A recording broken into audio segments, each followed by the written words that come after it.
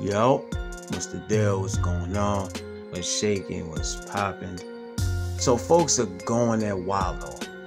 For those that don't know who that be, Wallo is the cousin of Gilly. Wallo and Gilly, they have a podcast called $1 Million Worth of Game.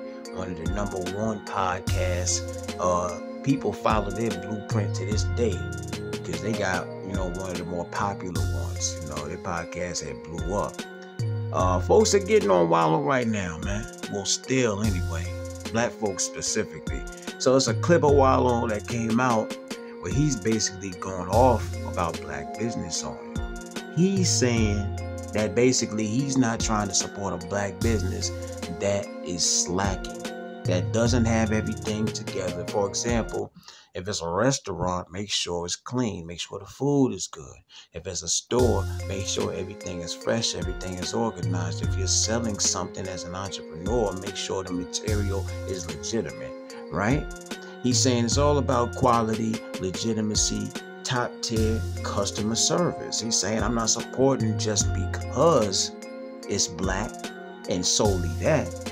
I'm going to spend my money with any color ethnicity that has good service and quality, whether it's black, white, Chinese, Japanese, Spanish, Mexican, Arabic. It's not about supporting black ran-owned businesses just because they're black ran-owned businesses. Everything has to be everything if you finna get my buck and my dime. I think we all would agree with that. But folk felt the way about, I think the way he was saying it, right? It came off as like bashing the way black folks run their businesses and things of that nature.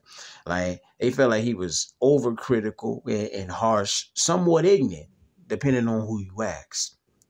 He made it a point of saying the color, background, ethnicity, language thing, it don't mean a damn thing. Other ethnicities practice more consistency and professionalism than us in that department. And when black folks show and do the opposite of that, then turn around and use the word support a black business, it comes off as a hustle, as an excuse. If everything ain't what it's supposed to be as a business, he considers it a finesse. I can't comprehend why folks feel questionable about it after I watched the clip, Some people believe it's not just the message, but it's also how the message is delivered. It's your choice of words, right? Your demeanor. It's like, what's your intention? Do you actually mean well? When the next thing that come out the man's mouth was 70% of you motherfuckers are not gonna make it, right? That's what he was saying to him. Like, y'all ain't never succeeding. Y'all ain't finna be shit. Huh? That's how he took it. Yeah, that can come off discouraging. It can come off rude. He literally says, I ain't getting finessed off some black shit. Does he mean well by his words? Or was he overdoing it? But here's the clip right here. Us. Oh, I'm black. No black people. Nobody gives a fuck about that. Kill that shit. Either you got a good business or you don't. All that shit, don't nobody want to hear that shit. That's a hustle. Support me because I got a black business. Is your restaurant clean? Is the food good? Do you got consistent cooks? Is the material of your shit good? Stop doing that. Oh, you support the white people? No, I support consistency, baby. Yeah. Fuck about what color you is. I'm gonna spend my money. That paper, I'm gonna spend them millions where the fuck I want to spend it at. Whether it's Porsche, Ferrari, I'm going to do what the fuck I want to do while I'm here. But I'm going to tell you one thing, I ain't going to be finessed off some black shit. But one thing about it, 70% of you motherfuckers is not going to make it. I'm not no motherfucking fake-ass motivational speaker that talk this dumb shit. I'm the #1 nigga in the country. You know why? Y'all seen me come out of the penitentiary. I make millions, and I make millionaires, baby. You understand me? I come from the ghetto. Alright, so here's what I feel about this, huh? I do see what Wallo's saying. I hear him. I kind of think this is supposed to be his way of motivating black folks to step it up. Like, if you're going to step, then step correct. Come correct. Go all the way. It's one of those tough love rants to where the person is purposely going to deliver the message with no sugarcoat whatsoever to touch a few nerves in order to rattle the cage, ruffle the feathers, to get through to the people or person. Constructive criticism basically would be the word for it. So I get it. He makes valid points. We're not going to front. We ain't going to stunt. Like, it's not a few black folks out here that look like us that try to get over on us because they look like us. It be like that, you know? Our people don't always represent or showcase on a top tier level like some of these other cultures, with businesses do, man. It is some of our folk that will try to get over on you. Their effort might be half-assed. They out here. And I'm as pro-black as anybody. But the real is the real. And not all black folk move like that. It's folk who really be about their business and just don't get the credit. But you know how it go. Some people make it bad for others. And that's how stigmas and stereotypes get created. I do think Wallo is right, but I feel he's half right. We already are the bottom of the barrel in this damn country compared to everybody else. We already down one in everything we do. They already be waiting to see us slip up and drop the ball. So when we dip our toe in the business pool, us more than anybody, we got to go hard. We got to go harder. The odds are against us in every damn way imaginable. We have to show we can hang on every level. Do it just as good, if not better. So indeed, yes, I do hear Brother Wallo. But again, we not gonna lie, we not gonna stunt. It's not just a black thing. When you say words like finessed, it's bigger than just us. It goes much beyond just us. That's an American thing. It's not just a black thing, it's a white thing, it's a Spanish thing, Arabic thing, it's an American thing.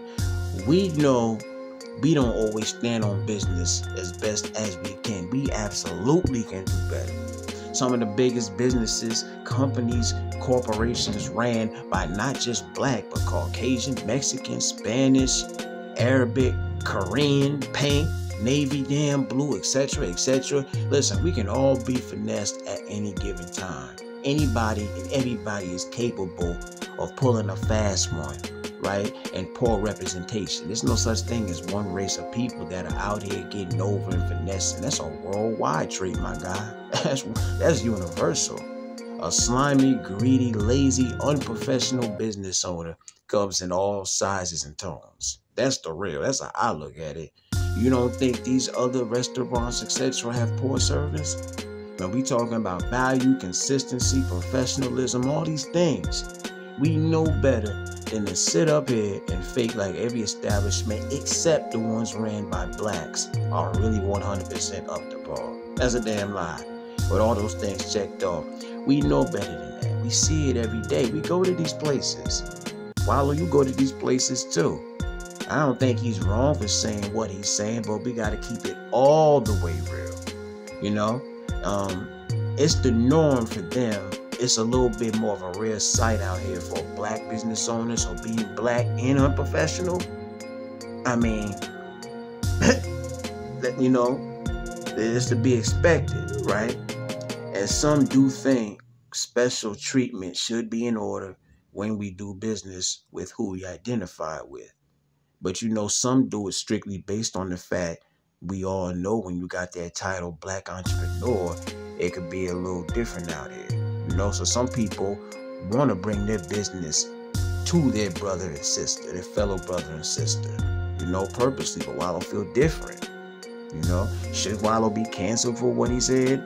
I don't think it's worth all that, because I can see the positive in what he's saying.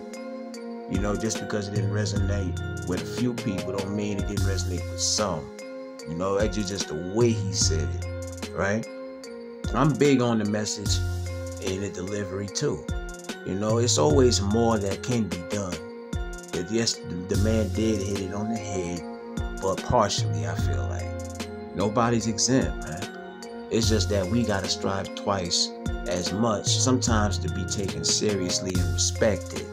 I just think if he would have spelled it out a little bit like that, they wouldn't be trying to cancel the man. He talked about consistency. These other folks be slacking on consistency too. Just like we have our moments, they ain't no different. That's a worldwide thing. I'm trying to tell you. Different cities, states, they be tripping, they be slipping and stumbling, they be fumbling. These other folks who have restaurants, they be missing napkins too. These other folks, they be having poor customer service and management too. But it just so happens that for us, it's a stereotype, so it's different, you know. It can't be changed though. It can't be changed though.